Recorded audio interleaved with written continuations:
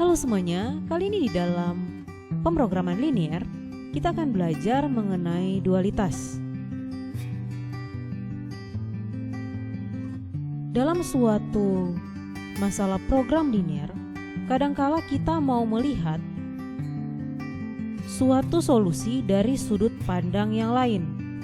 Misalnya masalah awalnya berkaitan dengan jumlah barang, tetapi kita ingin meninjau dari sisi yang lain, misalnya harga per satuan barang tersebut. Untuk menjawab masalah yang berkaitan dengan hal tersebut, maka kita akan membahas dualitas. Dalam suatu masalah program linear, bentuk asli dari model tersebut disebut dengan primal. Sedangkan bentuk kedua yang berhubungan dengan bentuk tersebut disebut dengan dual. Dual ini merupakan suatu bentuk alternatif, suatu program linear yang berisi informasi mengenai nilai-nilai sumber yang biasanya merupakan pembatas dari suatu model. Masalah dual didefinisikan secara sistematis dari primal atau bentuk aslinya, suatu model pemrograman linear. Bentuk dual ini dirumuskan dan diinterpretasikan untuk mendapatkan informasi lainnya setelah kita menentukan suatu solusi optimal suatu masalah program linear. Dual didefinisikan untuk berbagai bentuk primal, tergantung pada masalah optimisasi.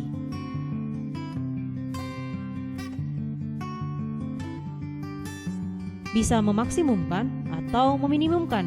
Kemudian kendala, kurang dari sama dengan, lebih dari sama dengan, atau sama dengan, serta tanda dari variabel.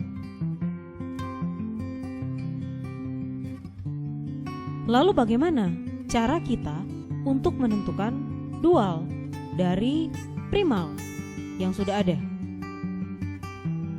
Nah, di sini ada beberapa tahapan yang harus kita lakukan di dalam kita mengkonstruksi suatu dual.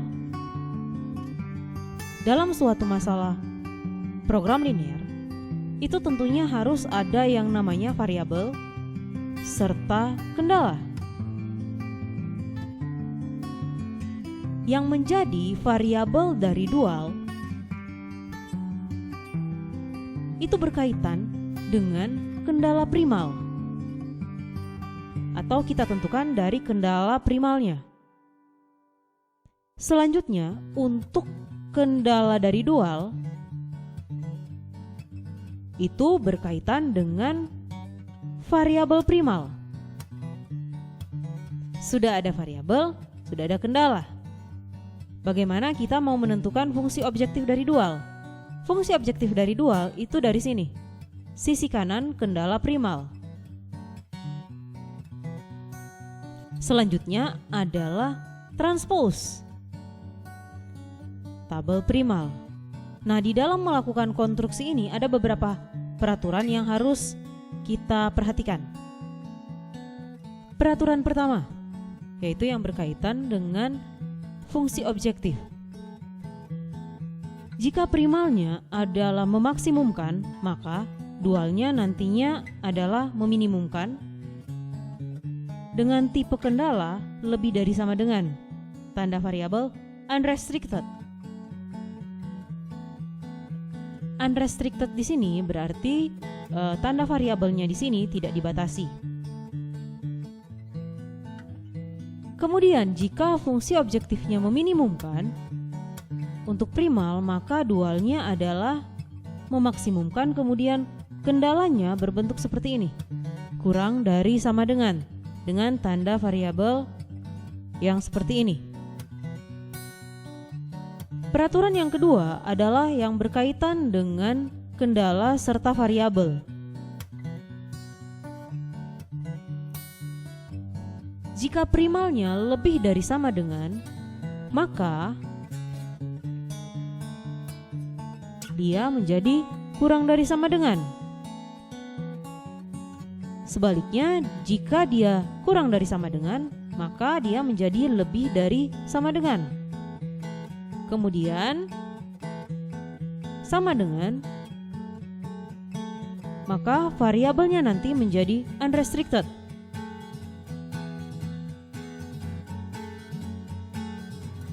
Untuk variabelnya, jika dia lebih dari sama dengan, maka dia menjadi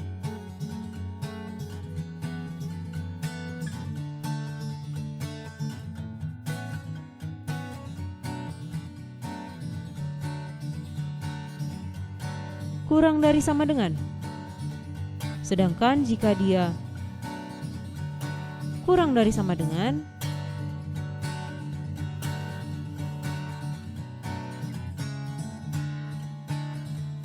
dia menjadi lebih dari sama dengan. Jadi berlaku sebaliknya. Kemudian jika dia unrestricted, dia menjadi sama dengan.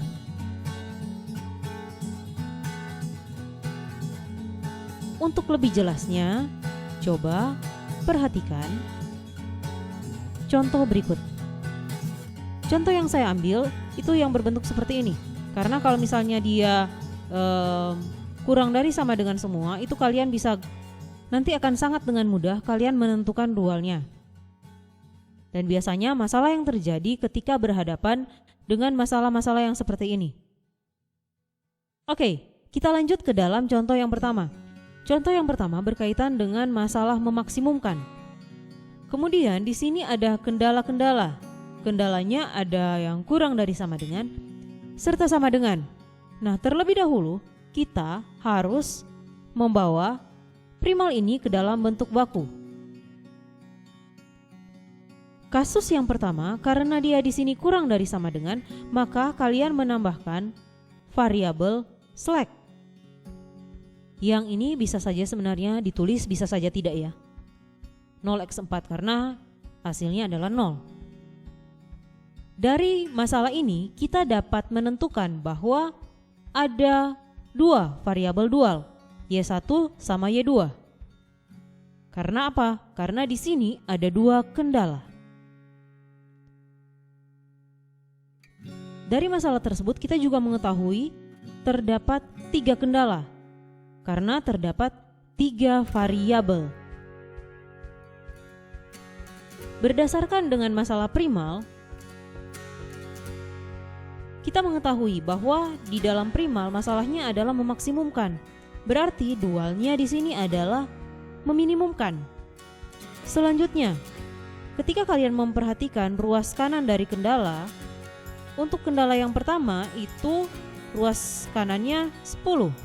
Sedangkan untuk kendala yang kedua ruas kanannya 8. Dari masalah itu kita dapat menentukan bahwa masalah dual yang terjadi adalah meminimumkan.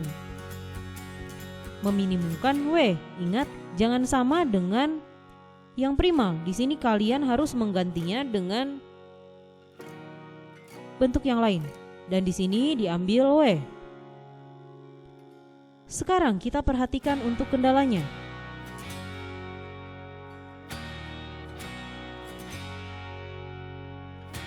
Kalau kalian memperhatikan, bentuk yang ini itu sebenarnya merupakan transpose dari kendala pada masalah primal.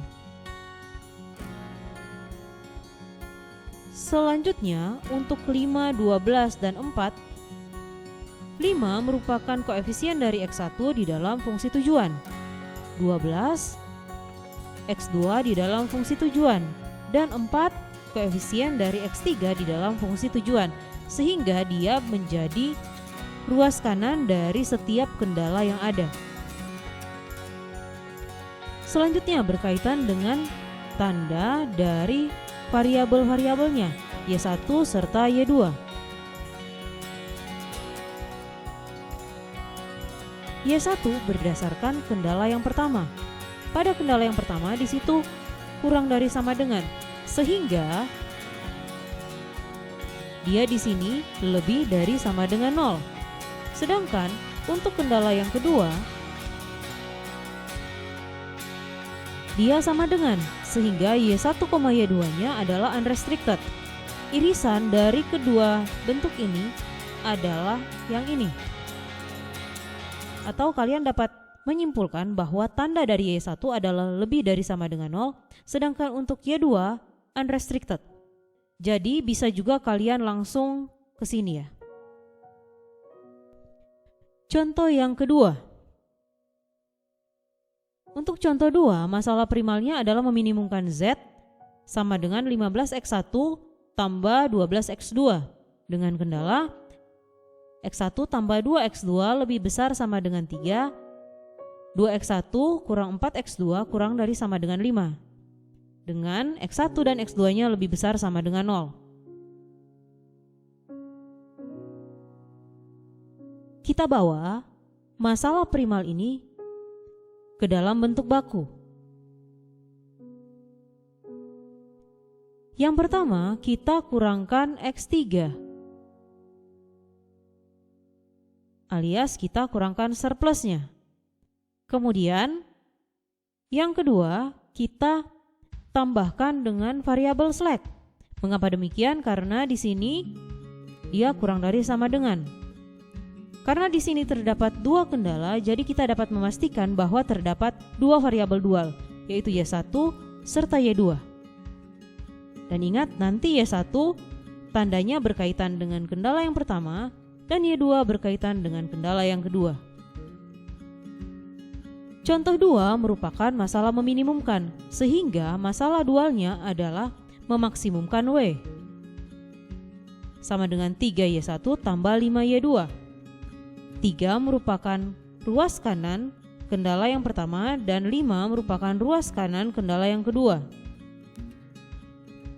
Dan yang ini merupakan hasil transpose dari kendala yang ada pada masalah primal. Kemudian 15 adalah koefisien X1 pada fungsi objektif dan 12 adalah koefisien X2 pada fungsi objektif. Di sini ada kesalahan. Ini seharusnya lebih besar sama dengan 0. Ini lebih besar sama dengan 0. Jadi Y1-nya di sini akan bertanda kurang dari sama dengan 0 serta Y2 lebih besar sama dengan 0. Jadi ingat, kalian bisa langsung ke sini. Ini untuk tahapan-tahapannya, kenapa bisa muncul bentuk ini. Sekarang kita masuk ke dalam contoh yang ketiga. Coba kalian perhatikan di sini. X1-nya unrestricted. Kalau begitu bentuk bakunya seperti apa? X1 kita buat seperti ini. Kemudian kita substitusikan X1 ke dalam setiap kendala yang ada. Kendala yang pertama, kedua, dan ketiga. Di sini terdapat 3 kendala, maka variabel dualnya terdiri atas 3, Y1, Y2, sama Y3. Sekarang perhatikan untuk masalah dualnya. Tentu karena dia memaksimumkan, maka dia menjadi meminimumkan. Sekarang perhatikan, karena X1-nya unrestricted, maka kita memperoleh bentuk ini.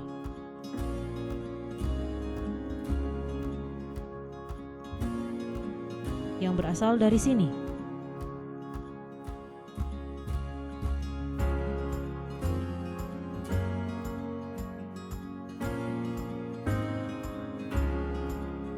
Jadi ketika kalian menemukan bentuk seperti itu, maka dia berbentuk seperti ini. Atau kita bisa nyatakan bahwa Y1 kurang Y2 tambah 4Y3 itu sama dengan 5.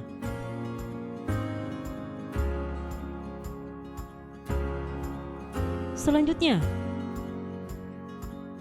yang ini mekanismenya sama saja dengan pada soal-soal yang sebelumnya. Dari masalah primal yang tadi, kita dapat menentukan bahwa Y1-nya itu unrestricted. Mengapa demikian? Karena kendala pertamanya di situ sama dengan Y2 kurang dari sama dengan 0, karena untuk kendala yang kedua dia lebih besar sama dengan 0. Sedangkan untuk Y3 lebih besar sama dengan 0 karena untuk kendala yang ketiga dia kurang dari sama dengan 0. Jadi ingat di sini, kalau kendalanya sama dengan, maka nantinya dia akan berakibat pada unrestricted. Kalau dia kurang dari sama dengan, lebih dari sama dengan. Kalau dia lebih dari sama dengan, kurang dari sama dengan.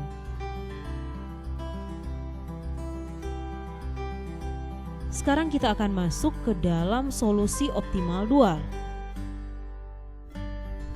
Ketika kita sudah menemukan bentuk dualnya, memang bisa kita menggunakan metode simplex atau metode Big M ataupun dua fase di dalam menentukan solusi optimalnya. Akan tetapi kita bisa menggunakan tabel optimal dari primal, sehingga kita tidak bisa dikatakan kayak dua kali kerja. Lantas bagaimana caranya? Nah, di sini ada dua metode di dalam menentukan nilai dual. Metode yang pertama, nilai optimal variabel dual Y1 berdasarkan baris ke nol. Baris ke nol dari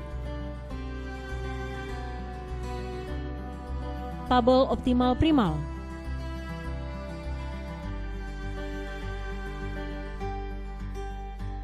Jika kendalanya lebih besar sama dengan, maka nantinya nilai optimal variabel dual Y1 adalah ini. Kalau kurang dari sama dengan yang ini, sama dengan yang ini.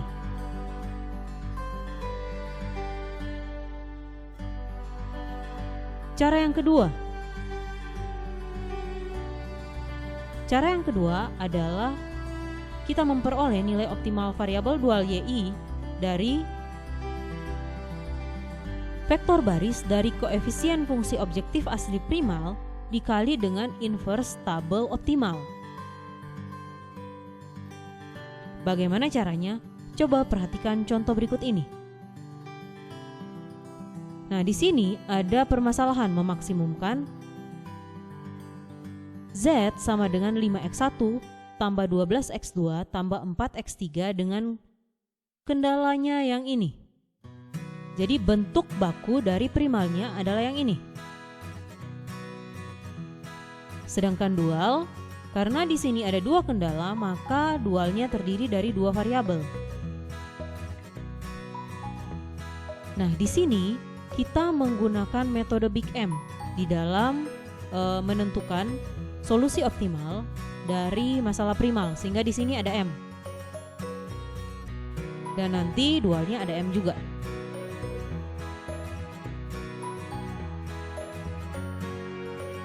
Kemudian di sini terdapat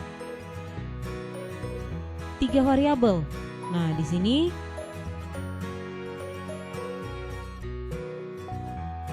untuk Y1 karena kendala yang pertama kurang dari sama dengan 0, maka nilainya adalah ini. Kemudian Y2-nya unrestricted. Kenapa ada ini? Karena kita menggunakan metode Big M.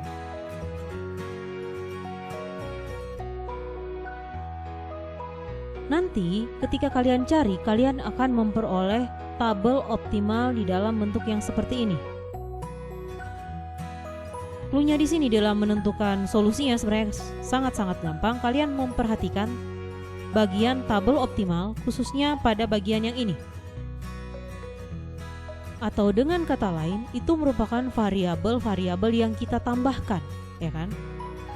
Ini kan merupakan S1 atau X4 di sini. Dan yang ini variabel artifisial. Untuk Y1 nilainya ada yang ini kalau kita menggunakan metode yang pertama. Untuk Y2 kita mengurangkannya dengan M untuk bagian yang ini sehingga nilainya ada yang ini. Cukup mudah bukan? Metode yang kedua memang agak sedikit lebih ribet, tetapi tidak ada salahnya kalian untuk mengetahui. Metode yang kedua, kalian perhatikan koefisien asli. Nah, di sini kenapa X2 baru X1? Karena ini X2 baru X1, ya kan? Nah, X2 koefisien aslinya di dalam fungsi objektif adalah 12. Sedangkan X1 adalah 5. Selanjutnya kalian mengalikan koefisien asli X2, X1 tersebut dengan inverse optimal dari dual, dalam hal ini yang ini. Nah, nanti kalian akan mendapatkan, jadi kalian kalikan dengan yang ini, nanti akan mendapatkan bentuk yang ini. Sama kan? Hasilnya adalah 29/5, negatif 2/5.